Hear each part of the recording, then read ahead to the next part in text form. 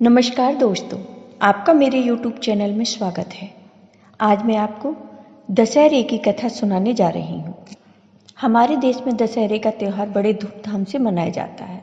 इस पर्व को विजयदशमी भी कहा जाता है। शारदीय नवरात्रि के समय 9 दिन माँ दुर्गा का पूजन करने के बाद 10वें दिन रावण का पुतला बनाकर उसका दहन किया जाता है। इसका कारण और कथा त्रेता युग से जुड़े हैं। त्रेता युग में भगवान विष्णु ने श्री राम के रूप में अवतार लिया था। श्री राम को मर्यादा पुरुषोत्तम कहा जाता है। ये आशीर्वाद की प्रतिमूर्ति थे। भगवान राम को अपने माता के दिए हुए एक वचन के कारण 14 वर्ष के वनवास पर जाना पड़ा था। जब राम वन के लिए जाने लगे तो उनके छोटे भाई लक्ष्मण और पत्नी सीता भी उनके साथ गए।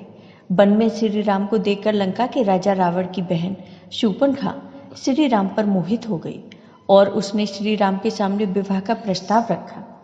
श्री राम ने शूर्पणखा को आदरपूर्वक बताया कि वह उनसे विवाह नहीं कर सकते, क्योंकि उन्होंने अपनी पत्नी सीता को वचन दिया है कि वह उनके अतिरिक्त किसी और से विवाह नहीं करेंगे। यह कहकर श्री राम ने शूर्पणखा को लक्ष्मण के पास भेज दिया। लक्ष्मण के पास जाकर शूर्पणखा ने विवाह करने की हठ करने लगी तो लक्ष्मण ने उन्हें मना कर दिया।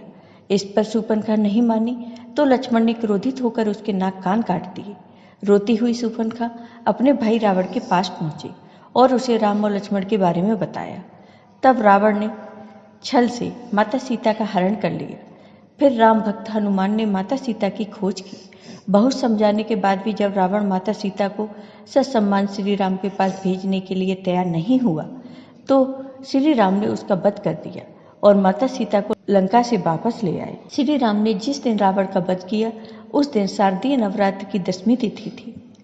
इसलिए इस त्योहार को विजयदशमी भी कहते हैं। रावण के बुरे कर्म पर श्री राम की अच्छाई की जीत हुई, इसलिए इसे बुराई पर अच्छाई की जीत के त्योहार के रूप में भी मनाते हैं। विजयदशमी पर रावण का पुतला बनाकर उसका दहन किया जाता है। रावण के साथ ही उसके बेटे मेघनाद और भाई कुंभकर्ण के पुतले का भी दहन किया जाता है। दूसरी कथा के अनुसार महिषासुर नाम के एक राक्षस के वध का जिक्र है। कथाओं के अनुसार महिषासुर ने अपनी कठिन तपस्या से ब्रह्मा जी को खुश कर उनसे एक वरदान पा लिया था। उसे किसी भी देवी देवता या पृथ्वी पर रहने वाला कोई भी मनुष्य नहीं मार सकता। ये वरदान पाने के बाद वह काफी निर्दयी और घमंडी हो गया और तीनों लोक में उसका आतंक मचने लगा।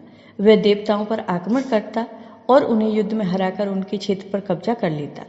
महिषासुर के अत्याचारों से परेशान होकर सभी देवी देवता ब्रह्मा, विष्णु और भगवान शिव की शरण में गए। फिर सभी देवी देवताओं को संकट में देखकर ब्रह्मा, विष्णु, महेश ने अपने तेज से देवी भगवती को जन्म दिया और सभी देवताओं ने मिलकर माँ दुर्गा को हर तरह के अस्त्र शस्त्र से सुसज्जित कर दिया। माँ दुर्गा और महिषासुर के बीच 10 दिनों तक भीषण युद्ध चला था और फिर 10वें दिन देवी दुर्गा ने महिषासुर का वध कर दिया और सभी देवी देवताओं को उसके अत्याचारों से मुक्त किया।